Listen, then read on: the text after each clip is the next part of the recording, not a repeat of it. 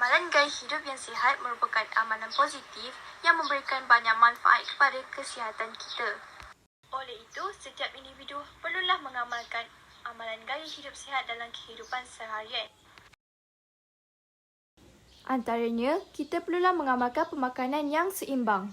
Apakah itu pemakanan yang seimbang? Pemakanan seimbang ialah pemakanan yang mengandungi 7 kelas makanan yang diperlukan oleh badan dalam kuantiti yang betul. 7 kelas makanan tersebut ialah karbohidrat, protein, lemak, vitamin, mineral, fiber dan air. Bagaimanakah caranya untuk mengamalkan pemakanan yang seimbang? Kementerian Kesihatan Malaysia (KKM) telah menyarankan rakyat Malaysia untuk mengambil makanan mengikut piramid makanan yang telah ditetapkan. Terdapat 5 kategori makanan yang terdapat dalam piramid makanan ini. Yang pertama ialah karbohidrat, iaitu produk makanan yang berasaskan biji. Kita perlu mengambil makanan ini dalam kuantiti yang banyak, iaitu 3 ke 5 sahajan sehari.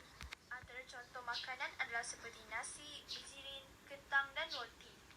Makanan ini amat penting kerana ia memberi tenaga kepada kita untuk melakukan aktiviti seharian dengan baik. Yang kedua ialah sayur-sayuran dan buah-buahan. Kategori makanan ini kaya dengan vitamin C dan zat besi.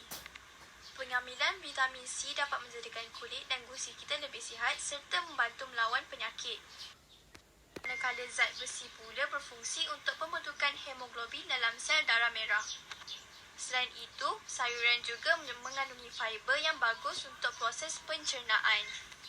Kita boleh mengambil 3 atau lebih sahajan sayur, manakala buah-buahan pula sekurang-kurangnya 2 sahajan sehari. Seterusnya ialah produk makanan yang mengandungi protein, contohnya seperti daging, ikan dan telur. Makanan yang mengandungi protein amat penting untuk pembesaran, memulihkan tisu yang rosak serta menggantikan sel-sel yang telah mati. Kita dinasihatkan untuk mengambil makanan ini sebanyak 1 hingga 2 sahajan sehari. Kemudian, terdapat produk tenusu yang berada di aras yang sama seperti makanan berprotein. Ini bermaksud kita digalakkan untuk mengambil 2 sahajan sehari. Contoh produk tenusu adalah seperti susu dan keju. Makanan ini mengandungi kalsium yang dapat menguatkan tulang dan gigi kita. Selain itu, ia juga dapat menyembuhkan luka dengan cepat. Akhir sekali ialah makanan yang berminyak, berlemak, yang mengandungi gula dan garam. Kategori makanan ini berada di kedudukan paling atas kerana kita perlu menghadkan pengambilannya. Namun, makanan ini amat digemari dalam kalangan masyarakat. Contohnya makanan segera seperti burger dan pizza. Kementerian Kesihatan Malaysia telah melancarkan satu kempen yang dinamakan Pinggan Sihat Malaysia Suku-Suku Separuh. Pinggan Sihat Malaysia ini diperkenalkan sebagai panduan bagi rakyat Malaysia mengamalkan tabiat makan yang sihat dan seimbang. Bahagian suku pertama pinggan anda akan diisi sama ada dengan nasi atau sumber karbohidrat yang lain.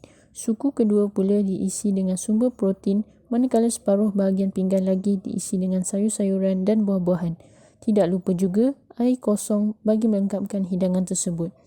Keperluan kalori seseorang berbeza mengikut keperluan harian mereka. Antara faktor yang mempengaruhi keperluan kalori individu ialah saiz badan, jantina, aktiviti fizikal atau pekerjaan, umur, keadaan kesihatan dan suhu persekitaran. Kesemua faktor tersebut perlu diambil kira bagi memastikan diet yang diambil seimbang untuk membekalkan tenaga yang secukupnya bagi melakukan aktiviti seharian. Untuk pengetahuan anda, Malaysia menduduki tempat pertama negara di Asia Tenggara yang mempunyai bilangan penduduk paling ramai menghidapi penyakit obesiti atau berlebihan berat badan.